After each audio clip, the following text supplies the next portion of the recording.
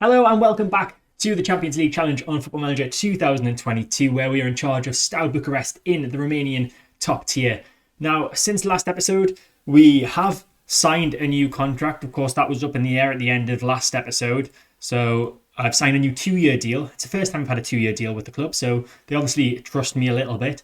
And we've also had an agreement from the board that they're going to improve our youth facilities. I asked them to do it and wasn't expecting them to say yes. And then they did. So they're going to be completed, as you can see here, around the 21st of November this year. So something to look forward to there. Now, there's also been some transfer dealings as well, but I'll start with the outgoings. So released, as you knew I was going to do, George Kalantaru. He actually decided to retire instead of just leaving. So he's now unemployed as an assistant manager.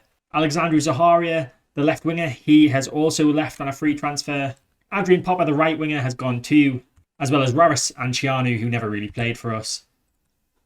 And Robert Niaksu, who did play for us quite a bit last season, but he's not of the best quality for the first team. So you might be asking yourself, who have we brought in? And this is the first man that we've brought in, João Bruno. He's a Portuguese centre midfielder, 25 years old.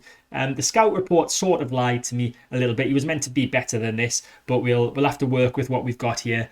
He's been brought in as an emergency backup, and you can see why his attributes aren't great, but it's depth, I guess, in centre midfield. I was very disappointed when I saw what he was actually like compared to what the scouts said he was going to be like, but that's what you get with scouts of the ability that our staff are. Then we brought in Marco Souznia on a season-long loan from Serbian side TSC. He is a left winger. His scout report was pretty accurate. He's a 3-star rated left winger. He's brought in to give Jovan Mitrovic a bit of competition, as well as Dragos Hwiban, who did actually finally sign a new contract with us. We've also brought in Jeremy Van Mullum on loan from Sparta Rotterdam. He's a Dutch 24-year-old centre-back. He's very good. We needed a bit more depth at centre-back, and he also offers us the depth at defensive midfield if we want to play that position, and centre midfield as well, as he's quite capable of playing in both those places. But of course, he is initially just in for being a centre-back. And the final incoming so far is a striker, Mediop. He's a Senegalese 32-year-old striker, and he's pretty good. He's 3.5-star rated. I just thought we needed a bit more competition up front. You can see he's scored overall in his career 169 goals in 234 games, which isn't too bad. As long as he can grab us a few goals this season when he plays, then I'll be more than pleased with that. And I say it's the final incoming so far because we do have an offer out for Goran Lonkar. He's currently on trial with us, but we have offered him a contract. He is a right back. He's possibly up to 4-star rated right back, but could improve. He's only 21 years old as well. So I'm really hoping we get this guy. Of course, we are relying on Razvan Onair, who is still on loan with us at right back. So it'd be good for us to have an actual player of our own to play at right back too. And I'm also on the lookout for a centre attacking midfielder just for a bit more depth in that position. I'll just take you to the finances screen just very quickly. You can see we are overspending by quite a bit on our wage budget. I can move the transfer budget to give us more on the wage budget, but we'll still be overspending, so I don't really see the point in it. Our overall balance, though, is looking very healthy. We got a news item which said that we're getting over £1 million for TV rights for this year, so I don't know how that's happened because we didn't get anywhere near that amount last year. Maybe it's because we've managed to solidify ourselves in the league for a season just about. Not really sure, but I'm not going to complain about it. And also there was rumours of a local investor possibly taking over, but I've not heard or seen anything of that for about a month now. So I'll keep you updated if I hear anything, if I see anything, but it doesn't look like it's happening. And it's only the start of the season, but we have had some complaints from a player, Wallace, the Brazilian centre-back. He was a bit unhappy with me bringing in another centre-back, as he felt like his place in the team was going to be taken from him, which, to be fair, was the plan. He's come to me, and I've somehow managed to promise him that he's going to play more first team football. I don't know how this keeps on happening, to be honest. This time it wasn't because of him coming to me, it was because of the team leaders coming to me. So rather than have loads of upset team leaders, I decided to just say, yeah, we'll give him a bit of game time, see how he does. He's not too bad, it's just he's getting worse because he's getting older. So we will play him in today's game. I'd rather not, but I've got to try and keep everyone happy. I've got him on the transfer list as well. See if anyone wants him. Nobody wants him currently, but want to get rid of him, really. So in today's episode, we are going to open the season with our first game of the season, obviously, against Universitatea Craiova. I think we'll just do the one game in this episode as the start of the season. But yeah, let's hope we can get a win. You'll notice also that we're playing Universitatea Craiova back-to-back, which is a bit of a weird scheduling from the league there. I'm not really sure what's going on.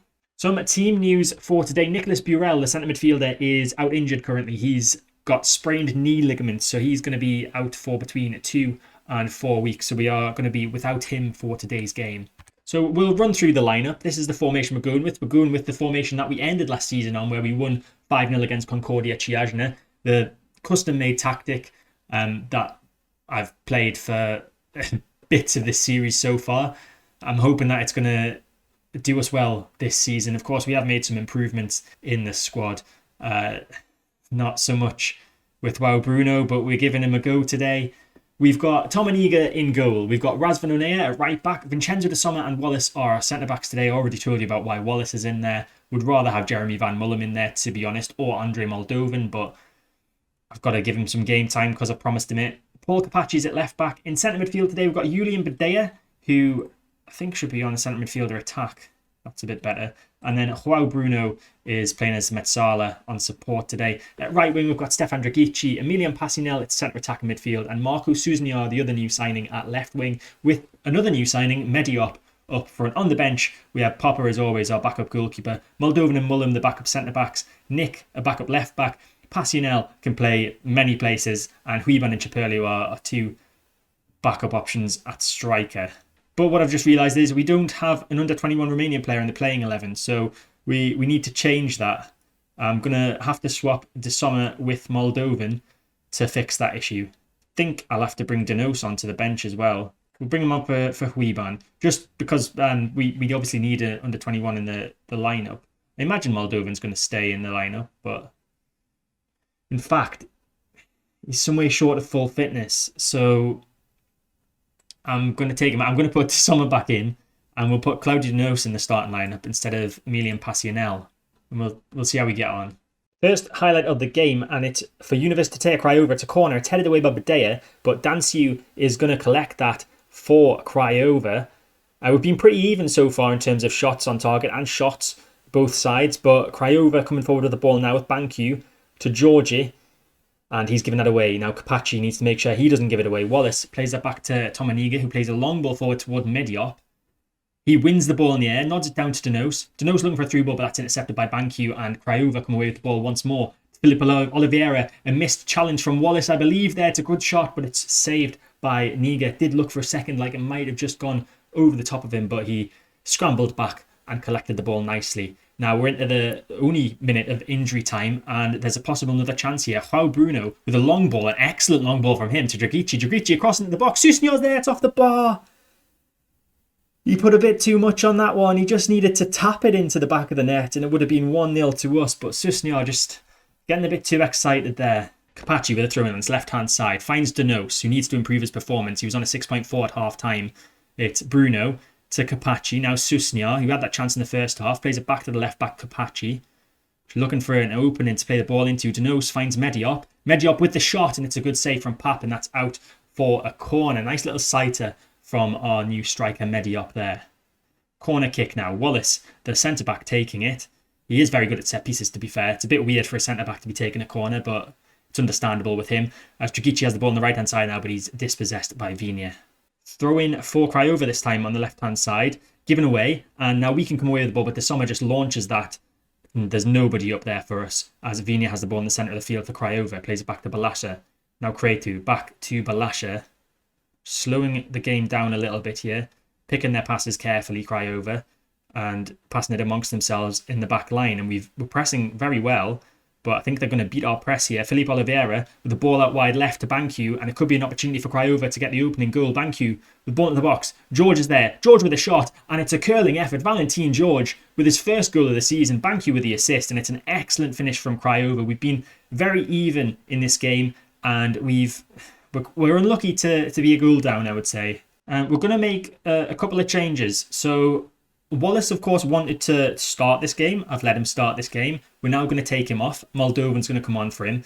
This is so that we have an under 21 in the starting 11, because I do want to take Danos off. He's our most poorly performing player today. So Moldovan's on for Wallace, and Danos is coming off for Passionel, attacking centre midfield. Confirm those subs there, and we will try and get an equalising goal. 5 minutes to go, and it's not looking like we are going to get that equalising goal. So we're going to shift to a 2 up top. We're going to put Mediop as a target forward on support. Passionel can be an advanced forward on attack. And we will... Did we make any more changes? We've got a couple of players, quite a few players that are looking a bit tired out there. Stefan Passionel is looking motivated. So we'll take Bruno off and bring Stefan Passionel on as a centre midfielder on support. Confirm that change there. We've got just under 5 minutes to try and save this game, but we're not able to. It's an opening day defeat, a narrow defeat, 1-0 against Universitatea Craiova. We've played some impressive stuff there. It's just not we've just not had the quality to finish. So I'm not too disappointed by that defeat. As long as it doesn't happen consistently throughout the season, I feel like it's a good performance.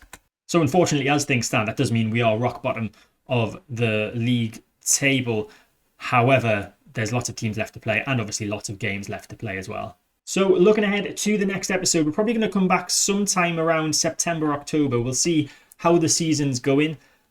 We have played FCSB quite a lot on camera, so be tempted not to play them. But we'll see who looks like a decent side for us to challenge ourselves against in the next episode.